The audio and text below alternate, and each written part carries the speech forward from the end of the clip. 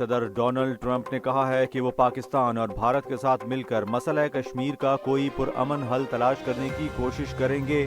اپنے بیان میں انہوں نے خوشی کا اظہار کیا کہ دونوں ممالک پر وقت جنگ بندی پر راضی ہو گئے۔ صدر ٹرمپ نے کہا کہ امریکہ کو فخر ہے کہ اس نے اس تاریخی فیصلے تک پہنچانے میں اہم کردار ادا کیا اور اب وہ پاکستان اور بھارت کے ساتھ تجارت کو فروغ دینا چاہتا ہے۔ پاکستان اور بھارت کے درمیان جنگ بندی کے معاہدے کا عالمی سطح پر خیر مقدم کیا گیا ہے۔ اقوام متحدہ کے سیکرٹری جنرل اینتھونیو گوتریس نے اسے جنوبی ایشیا میں پائیدار امن کی طرف مثبت پیش رفت قرار دیا۔ سعودی عرب، متحدہ عرب امارات، ایران، جرمنی اور برطانیہ سمیت کئی ممالک نے دونوں ممالک کے درمیان جنگ بندی کو خوش آئند قرار دیا ہے اور امید ظاہر کی ہے کہ یہ درینہ تنازعات کے پرامن حل کی راہ ہموار کرے گا۔ سعودی وزیر عادل الجبیر اور UAE کے وزیر خارجہ شیخ عبداللہ بن زائد نے پاکستانی حکام سے رابطہ کر کے امن کی کوششوں کو سراہا، جبکہ ایران نے دونوں ممالک پر زور دیا کہ وہ اس موقع کو خطے میں استحکام کے لیے استعمال کرے۔ بنگلہ دیش میں عبوری حکومت نے سابق وزیر اعظم شیخ حسینہ واجد کی جماعت عوامی لیگ پر انسداد دہشت گردی قوانین کے تحت پابندی عائد کر دی ہے۔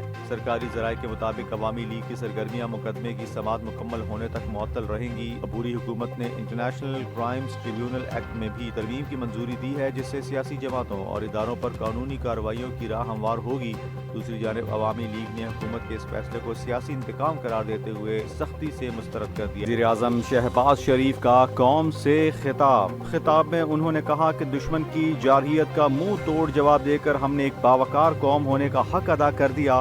انہوں نے کہا کہ آپریشن بنیان المرصوص میں افواج پاکستان نے صرف چند گھنٹوں میں دشمن کو ایسی شکست دی جسے دنیا کبھی فراموش نہیں کر سکے گی۔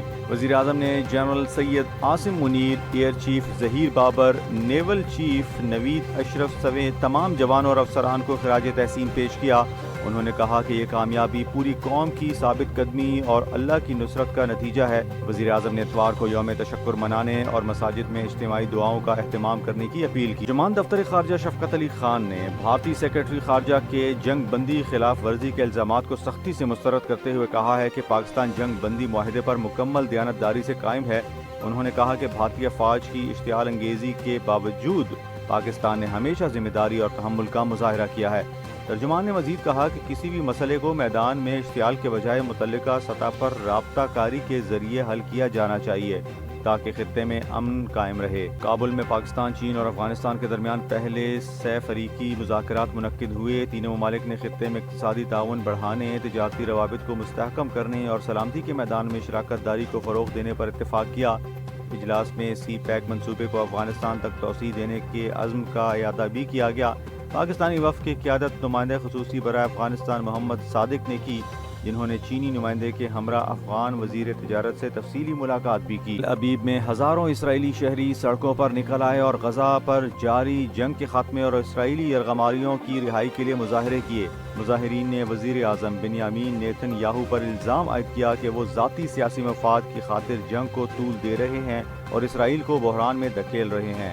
Hostages and missing families forum کے زیر اہتمام ان مظاہروں میں حکومت مخالف شدید نعرے بازی کی گئی اور نیتن یاہو سے فوری طور پر مستعفی ہونے کا مطالبہ بھی سامنے آیا۔ حیفا اور بیر شیبا سمیت دیگر شہروں میں بھی عوامی غم و غصے کا مظاہرہ ہوا۔ پاکستان کے نامور باکسر محمد وسیم نے کوئٹہ میں منعقد پاکستان انٹرنیشنل باکسنگ چیمپئن شپ میں تاریخی کامیابی حاصل کر لی۔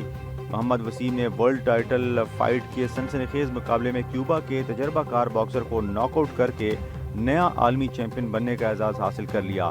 تقریب میں گورنر بلوچستان جعفر خان مندوخیل، وزیر اعلیٰ میر سرفراز بگٹی اور اعلیٰ سول و سرکاری حکام موجود تھے۔